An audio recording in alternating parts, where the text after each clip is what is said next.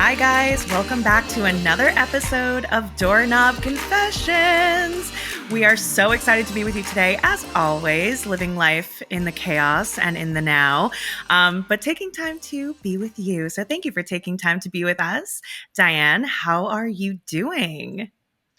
I am doing good. I am in a busy season of life, and it's always funny when you're in these seasons of life because you feel so chaotic and so busy, but then once all the dust settles, you're like, oh, actually, like life is really fun when things are busy. So I have like this profound like appreciation for the season of life that I'm currently in. Oh my God, I love that. And for those of you listening, Diane is planning her wedding, which is coming up. What is that, in March? It's March, yeah, March 22nd. I feel like that date is going to be permanently ingrained into my head because I've signed so many contracts with vendors like stating that date specifically. You'll never forget it. No, I'll never forget it. Planning a wedding is Yeah, so please wild. tell me, because we eloped. So like I don't know anything about planning a wedding. How do you do that? First of all, I hired a wedding planner. I cannot believe I even had the audacity to think that I could do this without a wedding planner, because even with a wedding planner, it's so crazy. The wedding industry is wild. People are just squeezing you of your money, in my opinion. Dude, it's so expensive to get married. It's like more expensive than college sometimes. Oh, it was way more expensive than my USC master's degree. But it's kind of, it doesn't help that I'm getting married in Malibu. I definitely chose like a pretty hefty price location. But I've always dreamed of getting married in Malibu, and I've always been that little girl who, like, if you ever watch Bride Wars, Anne Hathaway has like a scrapbook of like what she wants her wedding to be when she's 7 years old. Like, that was me. I always knew that I wanted like a really pretty wedding, and I considered eloping because the thought of that many eyes on me still freaks me out to this day. But planning a wedding has been really fun, and getting together like all of my friends and family and just like combining our families, are like the concept of it is just like really cool. I love that you're getting married in Malibu. That was actually like kind of one of my fantasies too, like a beach wedding, California, like the beautiful sunset, the atmosphere is just like perfect. Like, walk us through exactly how your day is going to look. Okay, so we got an Airbnb in Malibu. So it's like a 15-minute drive. I don't live far from Malibu. It's like probably 40 minutes, 30, 40 minutes. But I was like, I just want to be like in my vibes, like a wedding morning. I want to Yes. wake up. So we got a really nice Airbnb. And then my mom is going to pick me up. Bless her heart. She's like going to be my chauffeur for the day, because I'm really worried. I'm really bad at keeping secrets. Like, I will buy a gift for my fiance and then tell him like the second I bought it, even though I'm not supposed to. So I'm worried that if I have the wedding dress with me, I'm just going to want to show him the night before. Oh my So God, seriously? So my mom's going to have the wedding dress. We're going to get ready. All like the girls are going to get ready together. I'm not doing bridesmaids. So it's going to be mostly like my mom, his mom, and then his sister. So like all the girls are getting ready together. And then we're going to be doing a first look, because I love the idea of just like getting that moment with like your person, and like not being in front of everybody when like the first time you're seeing each other is. And so we're going to do that. Grab a snack. The one thing I requested from my wedding planners is, please do not let me go hungry. I am not a fun person to be around when I'm hungry. So,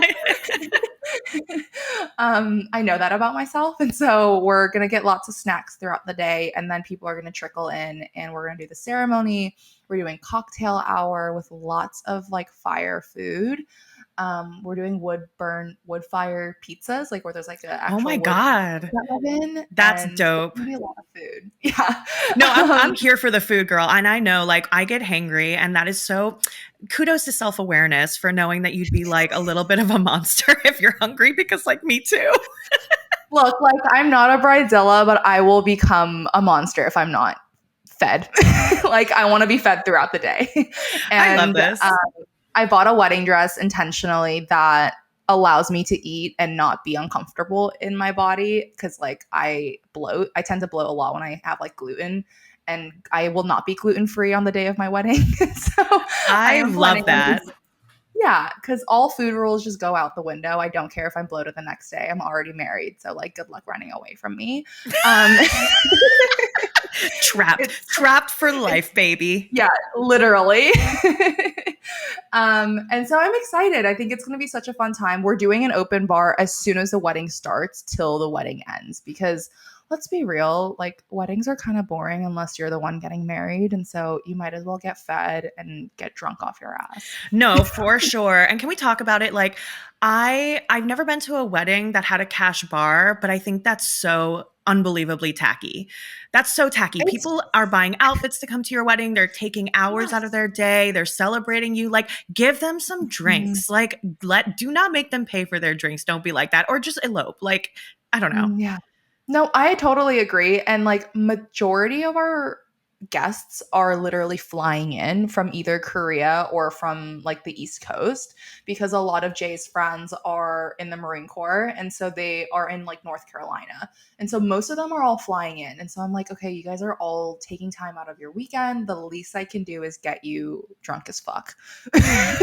Well, this is going to be a good party. I'm really sad that I'm going to miss it. I'm back in France and I'm here until Ellie's first birthday, which is like April 2nd. So the timing was just kind of, everything was all at the same time. So I couldn't make it, but I know it's going to be amazing. I can't wait to see pictures. I'm just like, thinking about it now makes me so like happy for you because I know you've been with Jay for what, 8 years? Yeah, almost 8 years now. Oh my God. So this moment has been a long time waiting. I actually have like a funny story about bridezillas and things like that. There was a girl that I was friends with in high school, and I will not name names because I don't want to put her on the spot. But I had gone to California. I lived in New Jersey. She was in New Jersey. I had gone to California to go to USC for undergrad, and I was like a broke college student, and she decided to have like this lavish, she asked me to be a bridesmaid, and she asked to do this like lavish whole like bridesmaids weekend, and then like this is the bridesmaids dresses she wanted, and I was like waiting tables making minimum wage. Like, first of all, I had to like maybe buy my ticket, right, to go back to New Jersey for whatever she was doing, then the dress, then this whole elaborate weekend she had planned. Like, I just didn't have the money for that.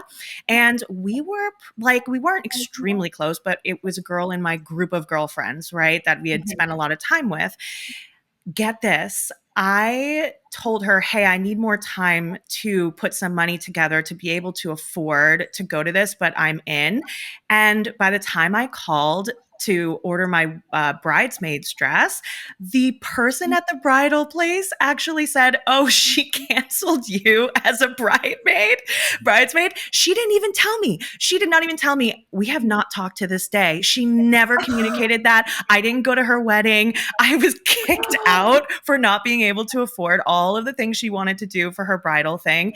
And like, I felt so awful for such a long time. And now I look back and I'm like, that was kind of unreasonable. Like, I feel like that was a little unreasonable. That's so, you know what it is? Like, I've heard stories like this, and I truly think that people take it so personally, but when in reality, it's truly just like a financial thing where it's like, I can't afford it right now. That's a huge reason why I didn't want to do like bridesmaids, because a lot of my friends are students still, or they're still like in grad school or whatever the case may be. And like, it's just a lot of pressure, especially in this economy. And so we're not doing bridesmaids. We're not doing anything like that. No, we're not even doing a bachelor party. I'll be honest, you guys, like half of that reason was my fiance is a Marine. All of his friends are Marines. I do not want all of them like coming together and partying, honestly. Why? What do you think is going to happen? I don't know. That's what worries me. Like, I don't have any like awareness of what could happen, which terrifies me. One of his friends was like, oh, so we got an Airbnb for like a lot of our friends. We got a huge Airbnb. And that's kind of like our combined bachelorette party / after party. And one of his friends was like, oh, can I bring midget strippers? And wait, what? And I was like, no.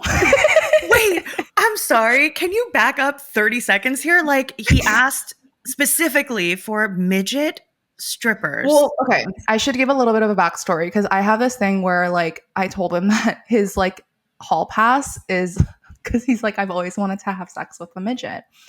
And This is a confession. It's kind of like a running joke. And like, I obviously would never happen because like, it's just like, it just wouldn't happen.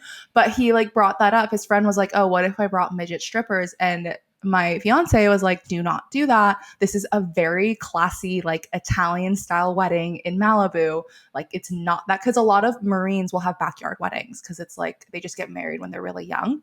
And so backyard weddings are a thing. And so they were just kind of like, oh, maybe this is just like another backyard wedding. It's like, no, this is like a 6-course dinner and like, there will be like chefs like cooking food. Oh Lord. That is, I get that though, that it's like more of like an inside joke. I do think though, the politically correct term is little people.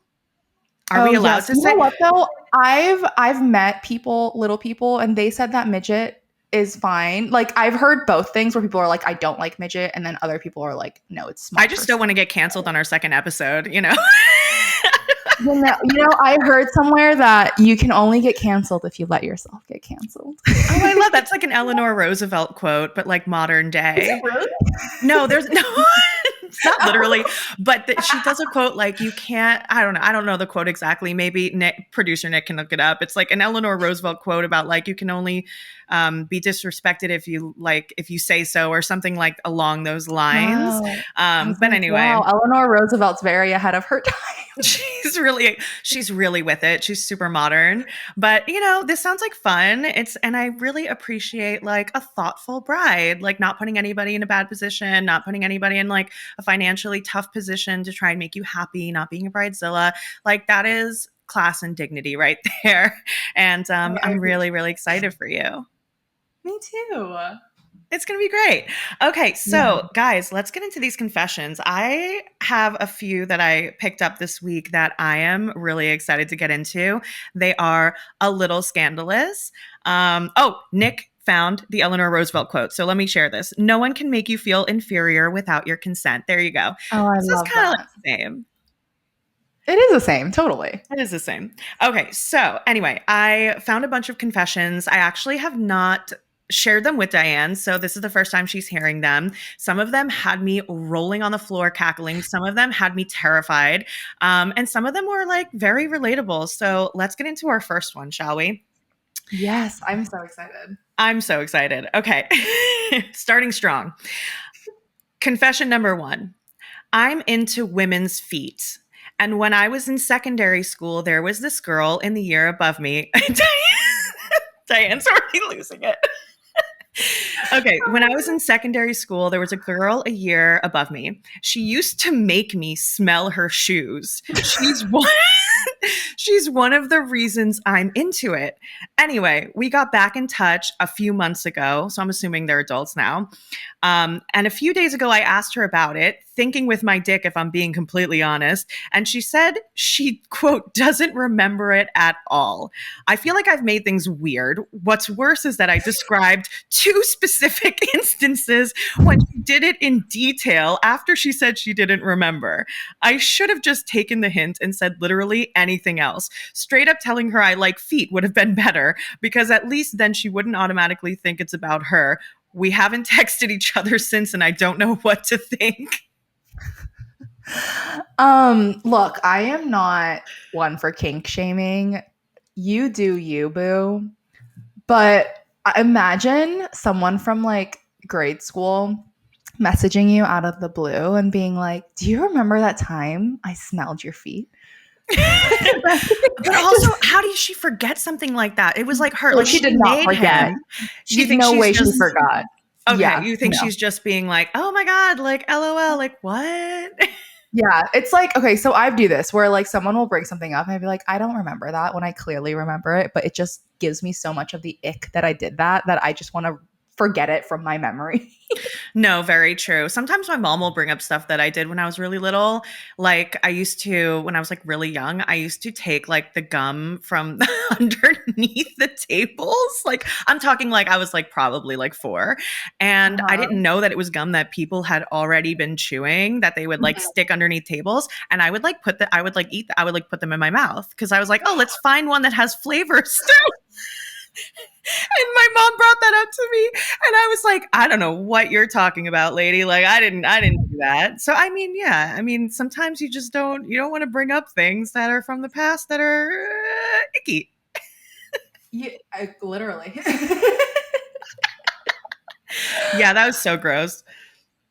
I mean, I remember not knowing that either, like that it's gum. And I remember thinking like, oh, the texture feels really nice. It's kind of like putty, or like slime. Yeah, It's not the shaming sensory. that. No, I get it. I'm right there with 4-year-old Gabby. I appreciate it. People are probably listening like, what the hell? But no, I mean, back to this confession though. Like, first of all, not kink shaming. I think we're all into things. I've contemplated selling feet pics because, like, hey, I heard people make a good living off of that. But that is hella embarrassing though. Like, for that person to be like, oh, I don't remember, and then to go into detail about 2 specific moments that you remember happening just shows how much you've been thinking about it over the last like whatever 20 years of your life, and it Well, had I'm like a also significant curious. impact. I'm curious too, like, is it just her feet, or is it just feet in general? Like, is it this one instance that you're really fixated on with this one person? Mm. Or did this like create, like birth a new kink for you? I mean, I feel like from what I'm seeing in this like little in the text, like I feel like it was like that kicked off the foot kink. Like that was his sexual foot kink awakening moment. And then it's Mm. been just like, I guess, uphill from there. Yeah, it's interesting because I remember first learning about people who have foot fetishes, and I just truly did not get them. And I realize now that I think it's not so much about the feet specifically, or maybe it is. I mean, I don't know. But my theory is that it's not about the feet than it is about like the freakiness of what you are interested in. That's more of like the turn on. Yeah, no, I feel that way too. I can agree with that. So, to our foot loving kinkster, I hope that you get a text back from this woman, but I wouldn't count on it. It doesn't sound like she wants to relive that moment, but you do you. Find those feet, like enjoy life, live it to the fullest. YOLO, you could die tomorrow. Just like enjoy your feet. No shame. When was the last time that you let yourself really have fun? I mean, really have fun. That pure, unapologetic, goofy, silly, adventurous kind of fun that you used to have before you became that responsible adult. Look, we all know you're reaching those KPOs at work, you're showing up to Pilates, you're taking care of your kids, you're doing that self-growth work, and all of that is great. But you also need to give yourself time to throw it to the wind and just play. That's just as important when it comes to creating a life that feels joyful and expansive. And that is what Camp Yūgen is all about. Camp Yūgen is the adult summer camp experience for women, by women. We are passionate about bringing women together in community to play, create, travel, and have incredible adventures, all while nurturing and healing the inner child. With curated, all-inclusive luxury trips around the world, Camp Yūgen will transport you to a whole new world, and all you have to do is show up. We take care of everything from breathtaking accommodations to gourmet food, exotic excursions, healing workshops, creative activities, transportation, and of course, pajama parties. Our next trip is coming up in May 2025 for our session in the south of France, and we would love to see you there. You'll be staying at a gorgeous 18th century chateau where you can live out your princess dreams and enjoying activities like daily yoga, breathwork, hiking, horseback riding, crafting, visiting local castles, eating chef-prepared meals, enjoying the pool in the sunshine with your new group of besties, and so much more. Give yourself the gift of relaxation and play and join us today. Visit www.campyugen.com/May 2025 to book your suite and get ready for the adventure of a lifetime. That's www.campyugen.com/May 2025. See you in France. All right, here's another one. And this one, I don't know what this says about me, that it's like, I feel like I can relate to this. So you tell me. Okay, so this confession is, I wish I had a stalker. like, like deeply. I just want to feel followed around and obsessed over. Honestly, same. Yeah, right. I mean, I I get don't want it. like I don't want a dangerous stalker. Like I don't want someone who's like stalking me because they want to hurt me, but like to be obsessed over, like who doesn't want that? Well, I think okay, have you ever seen 50 Shades of Grey? Yes. Okay, so I would say Christian Grey is a borderline stalker. There's a fine line between someone who's courting you and then someone who's stalking you, and I think that just it's a matter of if he's a really hot man. Like if he's hot and he's wanted, then it's like, oh, he's like courting me. But then if he's like a creepy dude, it's like, oh, all of a sudden he's becoming a stalker. That's true. Labels are important and looks do have an impact on that. Yeah, if you have like the sexiest man who's like a millionaire or billionaire like stalking you and he all he wants to do is like tie you up and like do nice things to you, like I don't know, that's not a bad thing. It's a good Yeah. stalker. I mean, But if it's sounds like like my future husband to me, you I know? love that. Wait, do you mean Jay or don't tell Jay that? Just no, just in general. Just in general. Does Jay did Jay stalk you when you guys first started dating or was it pretty casual? It was, I mean, I wouldn't say stalking. I would say it's like just more of like a courting, like a traditional courting situation. But I don't know. I've always felt like we were just like best friends, and then it just like organically turned into dating. But just generally, like I've always thought about if I was like in Anastasia Steele's shoes, and I would be like, you know, yes, it kind of feels stalkerish, but also like you're stalking me in your jet. Like, okay, keep stalking me. Keep stalking me, like no problem. Like I'm just gonna pretend like I don't care, you know? And then like eventually like I'll be like, oh, fine, fine. I do think too, like I was reading this book around the psychology of like BDSM and kink and how we essentially enjoy things that are quote unquote bad or like not good for us. And there is like an aspect of our like our psyche that really like craves that. And so I feel like Mm. it removed a lot of shame around what I'm interested in, what I like to do, because I think growing up, especially like if women are into things like that are like kinkier, it's considered like a super like taboo thing, you know? Yeah, definitely. I mean, I remember like growing up in a time where it was like I think I was like in middle school, like in the early 2000s, and it was like that whole kind of women sexual revolution. Like we're gonna show all our skin, and it's about us having like our freedom and like being able to be sexy without shame, and like our sexuality is Mhm. important. And it was like being discussed, and it was such a like huge thing. Like Christina Aguilera, like her Dirty video when it came out, like I just remember everybody being like, oh my God, like she's wearing assless chaps. She's like running around like in the water, like surrounded by men. And like, how crazy is this? And now that feels so vanilla in comparison because we're so much more open now, I think, than we used to be, especially when it comes to women, you know, exploring what their sexual fantasies are, and even like kink and BDSM and all of that is like now so much more mainstream. But the good news is like you said, it like removes that shame aspect. And I think like it also creates safety when you can have conversations around this stuff in a healthy way. Like you can talk to your partner, negotiate boundaries, limits, like have like, you know, some kind of structure around the way that you explore some of these things. Because I think in Yeah. the past, like there are a lot of women who have been taken advantage of by like people who wanted to do some of this stuff, but not in a, you know, ethical way. Yeah, absolutely. And I also see a rise in like book girlies who love to read smut. Like I think that's Same. really cool to see too. Like literally me too. Same. And I think it's like really cool to see that kind of unfold for a lot of people because it's not that women don't like to watch those kinds of things, but maybe they just need to consume it in a different format like books. Yeah, definitely. I mean, I am on the second book of the Akatar series. I don't know if you've read that one. So Book good. talk. Thank you. Book Talk is my best friend, honestly.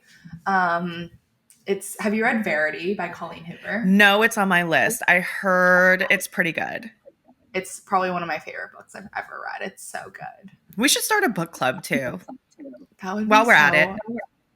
I love it. Yeah, just add on another thing. Add on just like another thing for no, we're going to be too overwhelmed.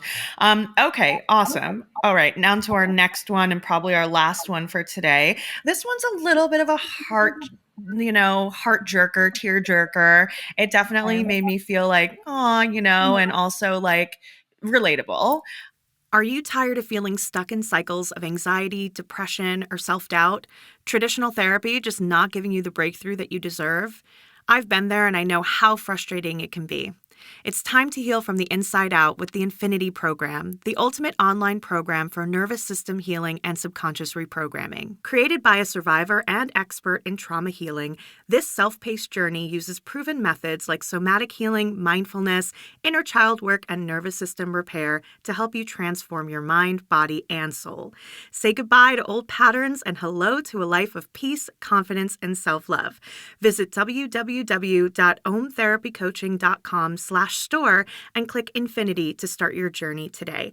That's www.omtherapycoaching.com/store and click Infinity. And for a limited time, just because you're listening to this podcast, you can get 10% off. Just use the code podcast at checkout. It's time to reclaim your happiness. Your future self is waiting. Okay, so this person shared, it's been a year and yet still somehow I just still really desire my awful, abusive, disordered ex. The toxic ex. People are so complicated. He's all those things, but he's also just so beautiful, at least to me. Even with his graying hairs and tired eyes, I still see that 34-year-old buff, handsome man. He can be supremely fun. When things are good, we have such amazing chemistry, yet he always chooses Mr. Hyde. It absolutely breaks my heart. My mistake to rendezvous with him, and I'll pay in sadness and longing for the next few weeks. So it looks like she got back with him for a quick rendezvous and it didn't end well. So I don't know. The toxic ex is always something that I think, what's so attractive about that? I mean, it's like the pattern, right? It's just like it's what feels the most familiar, and especially like throw in the fact that you dated this person.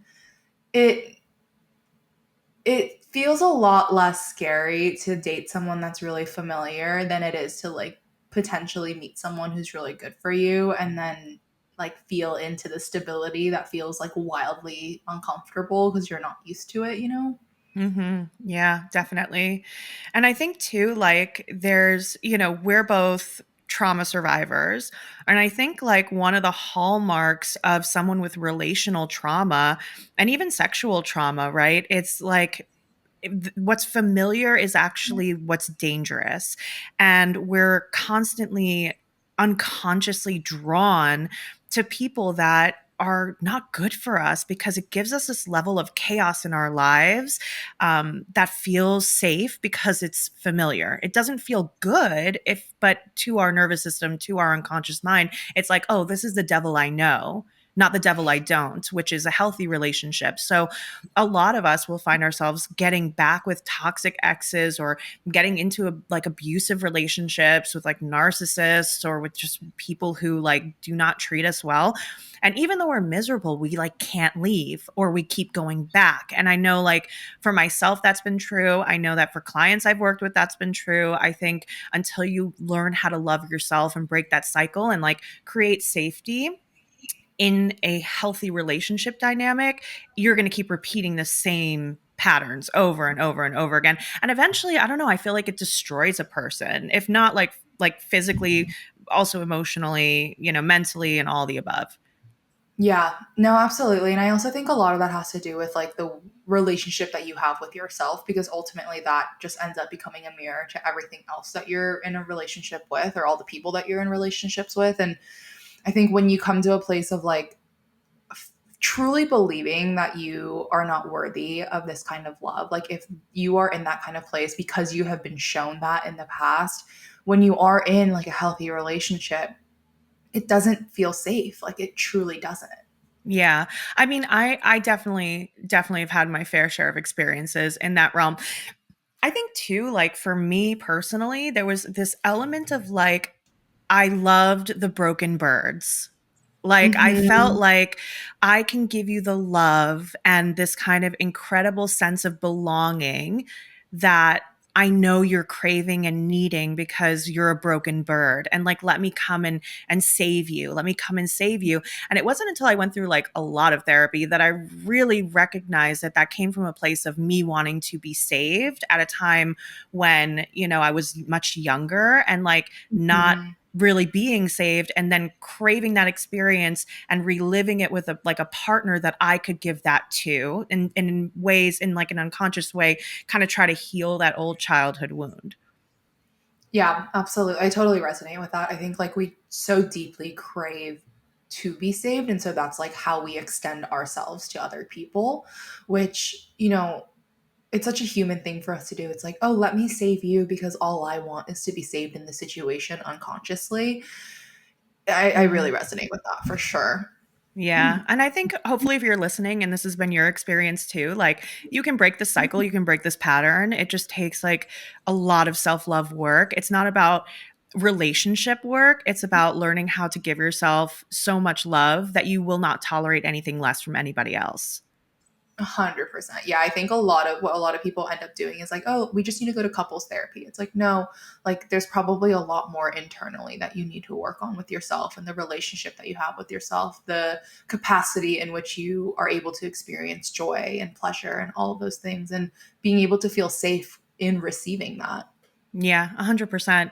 Guys, I am not a lawyer and I am not going to pretend to be, but I do run a really, really profitable coaching business with lots of things like retreats, one on one mentorship, group programs, online programs, and much more. So it's really important that I protect myself with the right legal documentation. That's why I go to Coaches and Company. They have easy to read, lawyer created contracts without the law firm price tag, perfect for solo entrepreneurs and people just starting out in their business. You can customize templates and use them over and over and over again with confidence that your business is protected. So if you are a service provider or a coach and definitely not a lawyer, visit www.coachesandcompany.com/ref/confessionspod today to get your contracts in order. Or just go ahead and click the link in the show notes and it'll take you right there. Well, okay, I don't want to end on a tearjerker, so I'll end with a funny one so that we can just lift your spirits up. This is a one-liner confession. I have the weird urge to be kidnapped by someone.